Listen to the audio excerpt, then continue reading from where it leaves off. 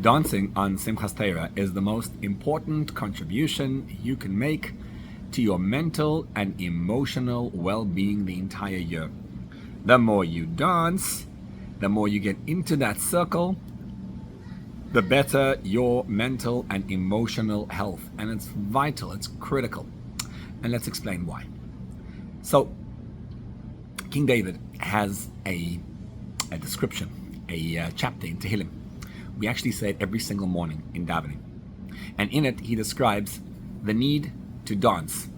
And it's actually every day. It's just that Simchas Torah is an intense, once a year power, which leads you into the entire year. So he describes that each of us has enemies. The enemies, V'lo simachta oyevai li, Hashem, don't allow my enemies to rejoice over me. My enemies seek to destroy me. The Medrash tells us, who are the enemies King David is speaking about?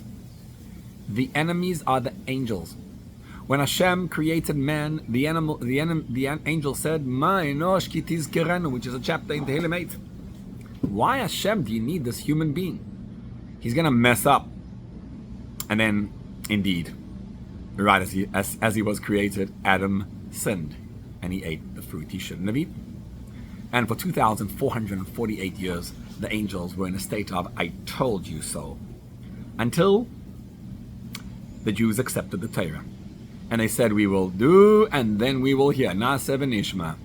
And then the angels were understanding. That's why you made man. That's a human being. 40 days later, man sinned again. The Jews created the golden calf and bowed down to it. And the angels were again, told you so. Can't rely on this human being. And then came the Mishkan. The Mishkan was a dwelling place for Hashem. And Hashem said, once and for all, I'm going to show you that the human being, with all his flaws, is the one where I desire to rest. And as he created the permanent Mishkan, he put down the foundations.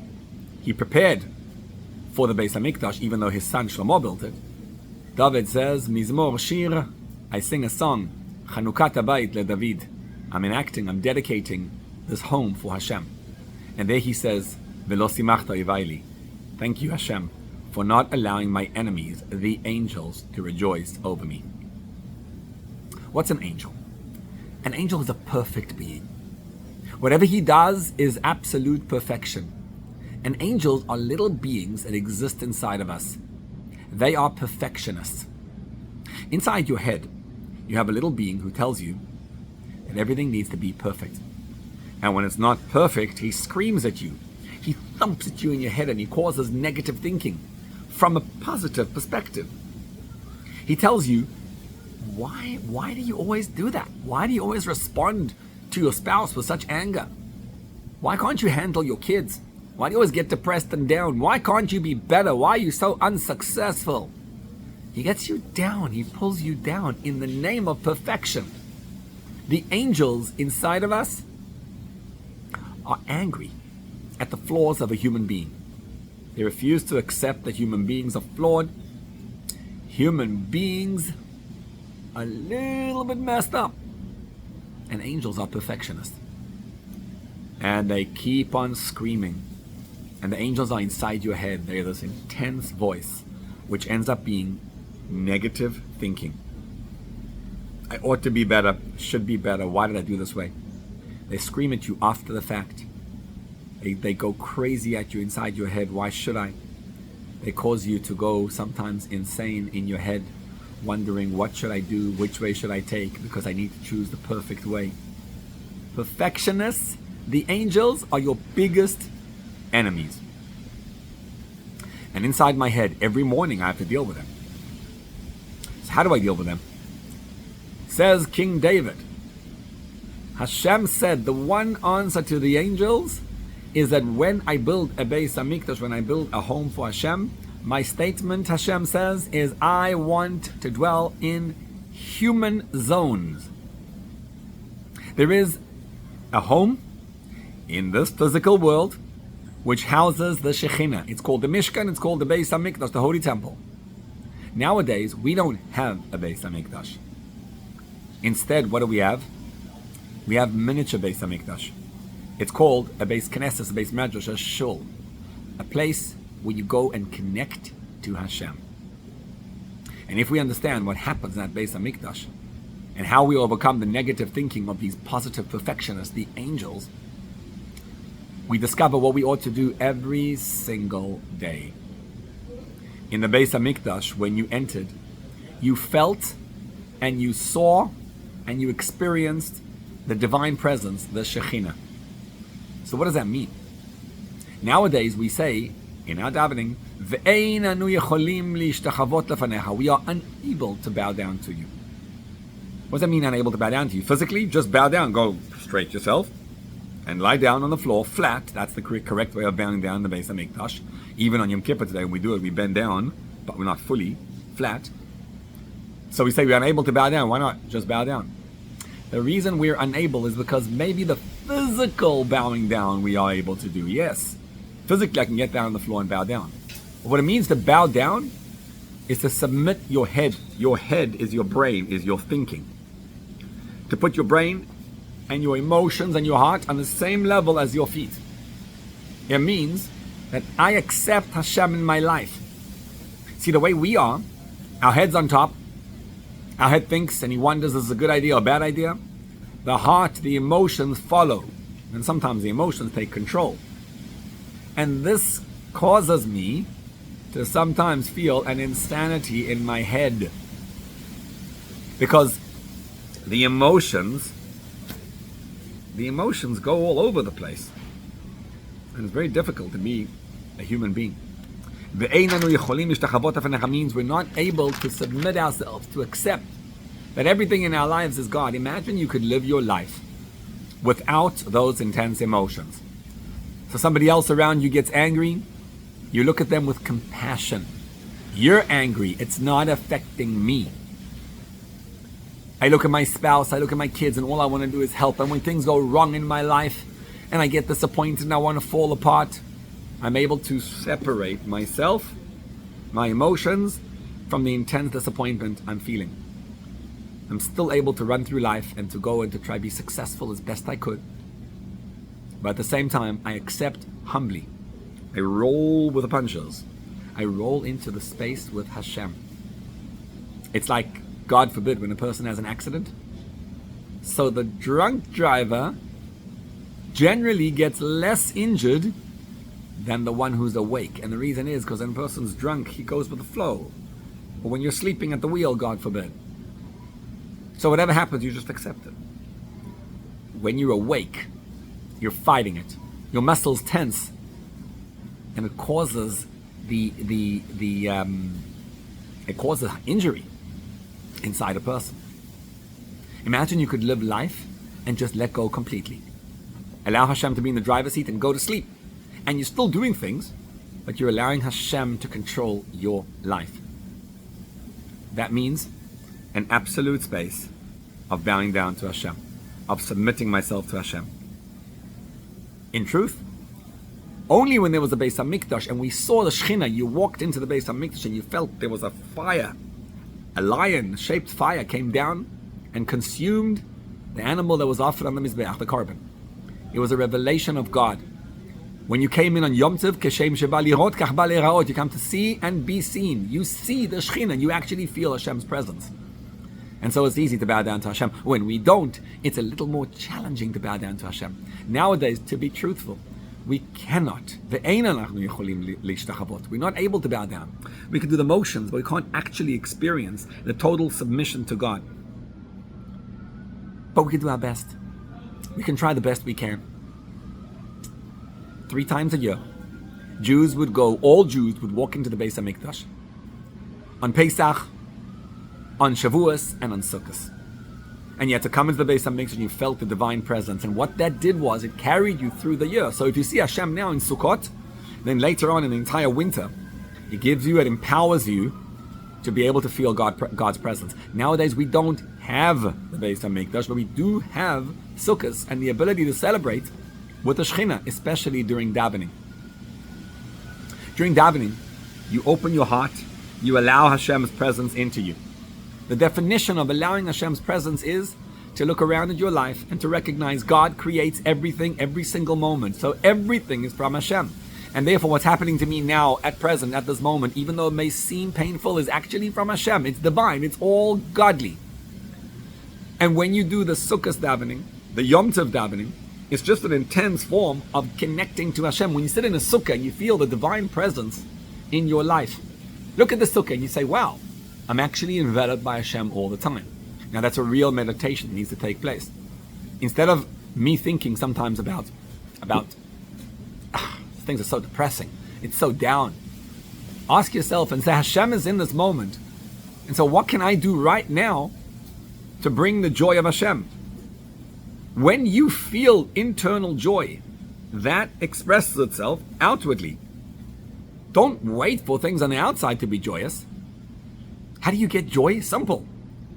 Think about Hashem, who's the unlimited, infinite God, chose me, a Jew, to rest inside me, and He chose me as a Shechinah, as a place for Him to rest in, because it says, "Ve'asuli mikdash ve'shachanti betocham." Betocho lo ne'amar ela betocham. Where is the real Beis HaMikdash nowadays?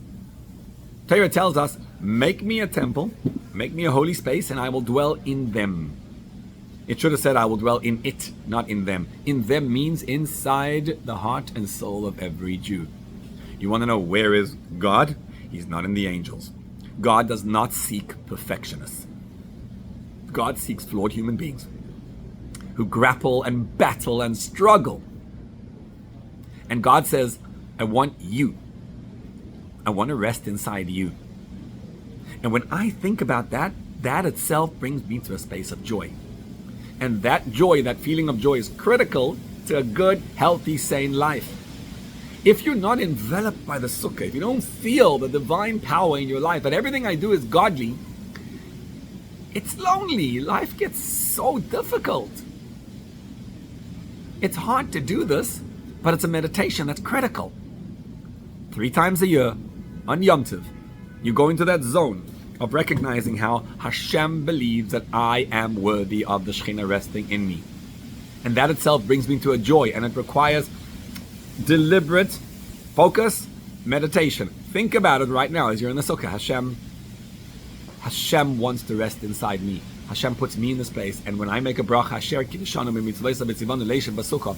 Asher means excitement, ishur, oisher. I'm excited because I get to be a Jew.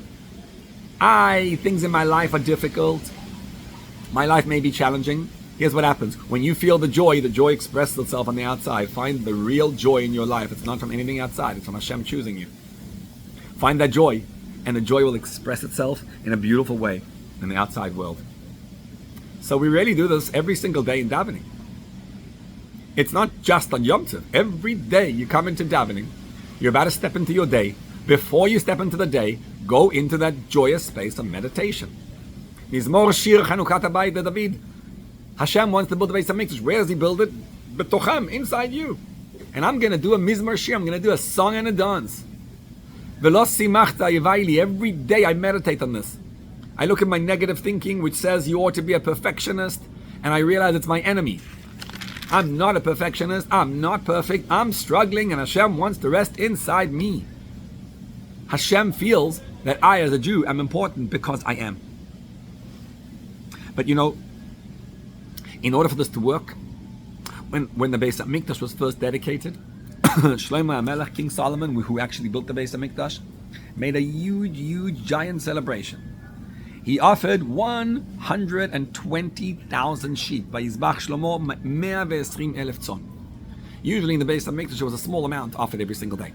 But when he dedicated the Beis HaMikdash, he offered a huge amount, 120,000 animals on the korban. When the Mishkan was dedicated, now the Beis HaMikdash was the actual permanent structure in Yerushalayim. Beforehand, you had the Mishkan, which was a tabernacle, which was a more temporary structure.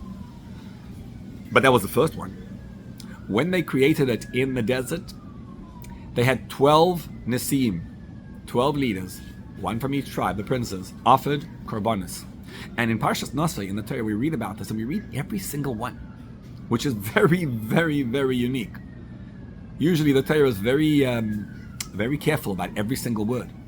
And over here, the Torah just gives you 12 princes, one from each tribe, offering the exact same animals every single day on the Mizbeach. And that's how the Beis HaMikdash was dedicated to the Mishkan. And why is that? Because when you start a project, you have to dedicate, you have to go insane and crazy over starting it. When you send a kid to school, you have to make it exciting. Day one needs to be exciting. You have to have a special moment. When we bring a kid to Cheder, we take the honey and we dip the olive base in honey and we give him prizes. You have to make it exciting to want to start something. The beginning always must be intense.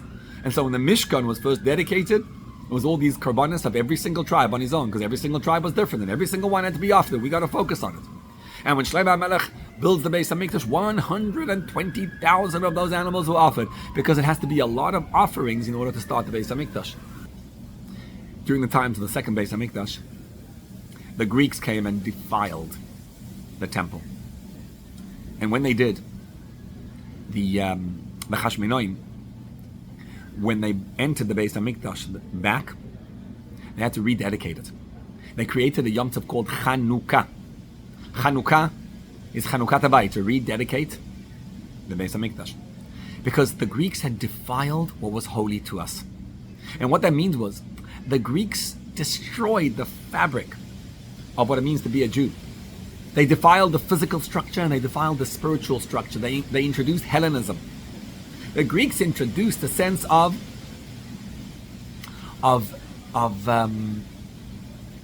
so-called culture into Judaism.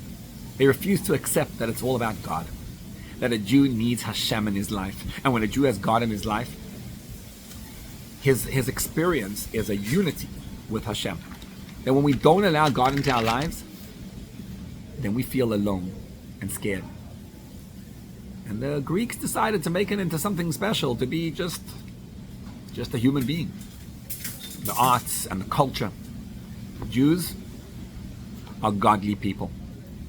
And when the Yevonim were defeated, Chashmonaim got in and they made a new Chanukat HaMishkan. And this is why on Chanukah we take the reading of the Nesiim and we read it in the Torah, because when you read the Torah, you're drawing out Koreh B'Torah, you're drawing out back that same power. So we have 3 times that we had to do an intense rededication of the Mishkan. The first one was when we built the Mishkan, and all the Nesiim, actually, the princes actually offered the korbanot on the Mizbeach. The second one was Shlomo HaMelech, when he built the Beis HaMikdash, offered those tens of thousands of animals on the Mizbeach. And then it was done again on Chanukah when we had to rededicate the Mishkan. You and I need to do this process of dedicating the Mishkan. What's the Mishkan, the Beis HaMikdash? It's you. It's your heart and your soul. It's when your heart feels a connection to Hashem on a very deep level. That connection is critical to your mental and emotional health and well-being. It's so alone otherwise. It's so difficult. When you feel the joy of Hashem in your life, things flow. And to get into that state of flow, we do it every single day in davening. Start your day with that joy, that jumping for joy inside. You're sitting down, you're offering your own Mishkan. What's my Beis HaMikdash? Is the shul. I'm davening in my shul. I'm going into the space of connecting to Hashem. Yes, and I feel Mizmor Shir. I sing a song. I do it 3 times a year when it comes to Yom Tov, especially Zman Simchateinu and Sukkot. I'm jumping for joy with Hashem. That's intense. That's supposed to carry me through the next few months. And then comes that biggest Yom Tov of the year, Simchas Torah. Simchas Torah, a Jew must experience an absolute oneness with Hashem. You know what that means? When you go into the circle and I'm not talking about the circle, no, I'm talking about that circle, jumping for joy. And you don't need to drink to do this. It's a Jew getting excited over the very fact that me and Hashem are one. Ner Hashem Nishmat Adam. The soul of man is the candle of Hashem. Hashem wants to illuminate the world. The way He does it is by putting you into this world. He's not just throwing at you challenges. He's giving you the opportunity to make this home for Hashem, to make your life a home for Hashem. And every time I'm able to let go and recognize God in my life, there's a revelation of the Shechinah. There's a revelation in the Beis HaMikdash. It's critical to do this once a year and go crazy. You can't do this every day in davening. You don't even do it on Sukkot, but we jump. But the intensity of the Simcha of Sukkot is one that leads us to that joy of Simchas Torah. What is Simchas Torah? It's a Jew who has a soul inside of him. And he needs to connect to Hashem. He needs to allow his soul to feel the joy of Hashem's presence. And so the soul needs to rise like a candle. How does it happen? When you get into that circle and you let go completely and you look at the guy next to you and you don't care what kind of person he is. And there's all different types of Jews. The more different types, the better. And you dance together in that circle and you go round and round and round and you sing. And you let go. That brings joy to our lives. That joy is the key to feeling good about ourselves, about our connection to Hashem. And then suddenly all the problems and the struggle and the enemies disappear. And so it is that every day we say Mizmor Shir. Mizmor means with using an instrument, a song with an instrument. Shir is without an instrument. There's a benefit to using an instrument. Yes, go to Simchas Beis Shev and dance with instruments. That's very powerful. But there's, in a sense, an even greater benefit of doing a shir, which is without an instrument, because when the soul just sings to Hashem. And Simchas Torah, we dance without the instruments. And we say, Chanukah Sabayis to David, I'm dedicating the home. As David HaMelech says, I am a Beis HaMikdash, I'm dedicating to Hashem. Aromimcha Hashem, I elevate you Hashem, I cry, I connect to you Hashem. I think about how great you are Hashem, and you chose me, Kidilitani. Kidilitani means you elevated me. Kidilitani means I'm a pauper. Different meaning. I'm a nothing. And yet you, Dilitani, you elevated me. And you picked me up. Thank you Hashem. And when I dance with that experience, then you don't allow my enemies to rejoice over me. I'm able to overcome all my enemies. Thank you Hashem. Thank you Hashem for making me a Jew. Thank you Hashem for giving me this opportunity. Mizmor Shira. I dance to Hashem, I sing. Mizmor also means to prune. I cut off, I destroy all the negative forces in my life when I sing. The more I sing, the more I dance Simchas Torah, the more power I get to be a Jew throughout the entire year. Stories always bring out the point well. There was a mashpia by the name of Reb Groenem Isterman. He once told a story. He said the Tsar had this custom to go out to hang out with his people, to see what the people were about. And he would dress civilian clothing. Nobody knew who he was. They didn't know what his picture looked like. And so the Tsar once went out to a bar. And it was night. And there was a Jewish soldier, the Tsar's soldier, who didn't know it was the Tsar. And they were drinking together. And the Tsar drinks. And he finishes the cup and he puts it down. And the Jew looks at him, the Jewish soldier. And he sees this other soldier and he gives him a slap across the face. He says, what's this? He's like, what did I do wrong? He says, the custom, you don't know the custom? When you finish drinking, you give the other guy a drink also. He says, oh, sorry. So he goes and buys a drink for the other guy. And now they're buying each other drinks, one after another, boom, boom, boom, boom. Until finally, the Tsar's got more money in his pocket, and the Jew has no money left in his pocket. And so the Tsar says, no, you got to buy me a drink. So the Jew has no choice. He takes his sword, which is what he had there, and he gives it to the bartender, and he says, yeah, I'm going to leave this as collateral for you, and give me a drink. Gives him a drink. That was the last drink of the night, and he left. Now the Tsar came the next morning, and he realizes that this Jewish soldier, he got his name and number, and he realizes this Jewish soldier doesn't have a sword. So the Tsar announces that he's coming in. He's going to check out all the troops.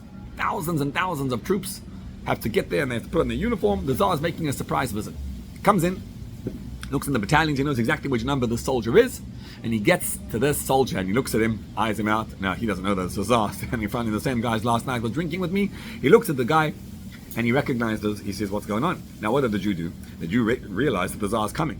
So he quickly went and he fashioned a sword out of wood. So it was a wooden sword, had no blade, but the outside looked the same. He figured, what are the chances the Tsar's going to come over to me and ask me to take out my sword? Alas, the Tsar knew who the guy was. So he comes over, stands by the Jewish soldier, and he thinks, what does he do?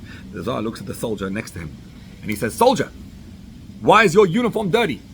Now the uniform was immaculate, but what can you do? The Tsar says it's dirty.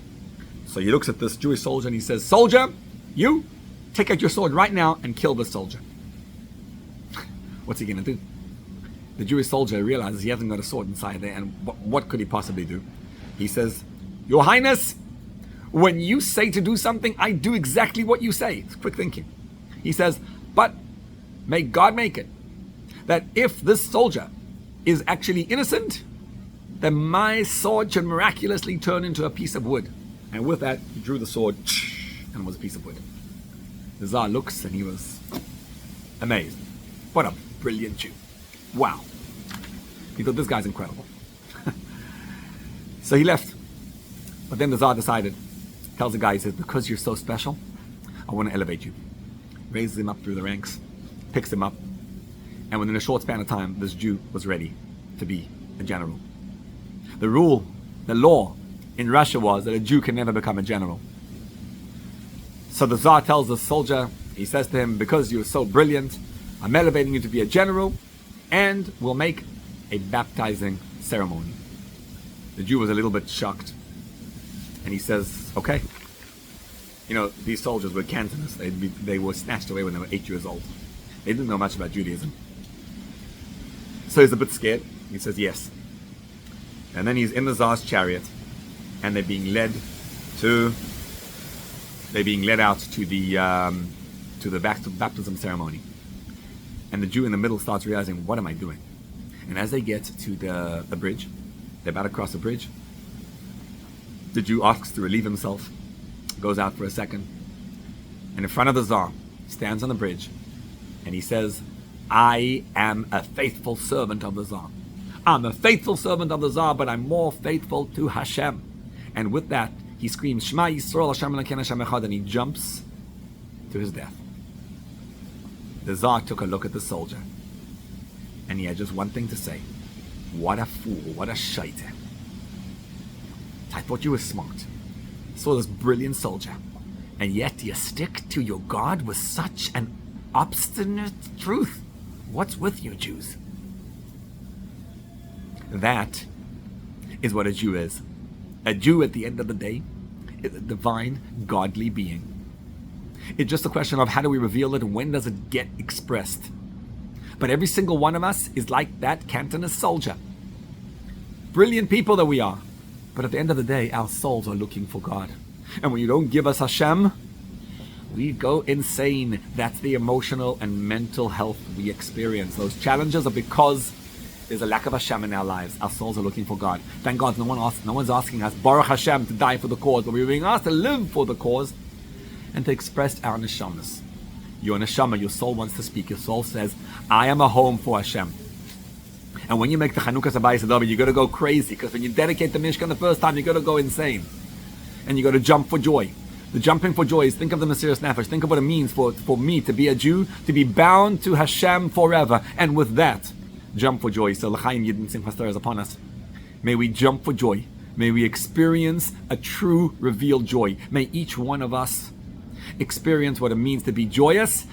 And through the dancing of Simchas Torah, you should have the best, most incredible year in every way, shape, or form, and overcome all the challenges you face. And may Hashem grant us that as a people, this Simchas Torah is the actual yahrzeit of October 7, that day when they attacked us, that day when they told us that it's special to be a Jew, even nowadays, that you're the same Jew as the Jew of old. And we jump with that, and we recognize that we are special. May Hashem grant us that we experience Geula, redemption to the entire world around us through our joy.